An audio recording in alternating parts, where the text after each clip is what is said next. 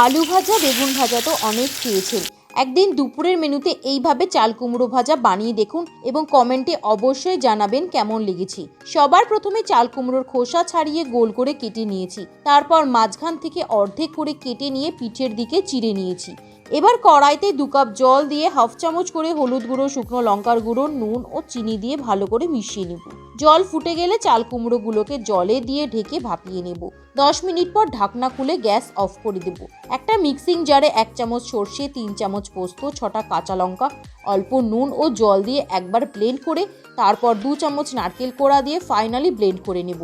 এরপর মিশ্রণটা একটা থালায় ঢেলে নিয়ে তার মধ্যে স্বাদ অনুযায়ী নুন ও চিনি দিয়ে মিক্স করে নেব।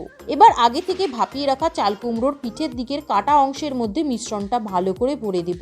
এরপর গরম তেলে চাল কুমড়োগুলোকে 5 থেকে 7 মিনিট এপিট ওপিট করে ভেজে নিলেই তৈরি পুর ভরা চাল কুমড়ো ভাজা।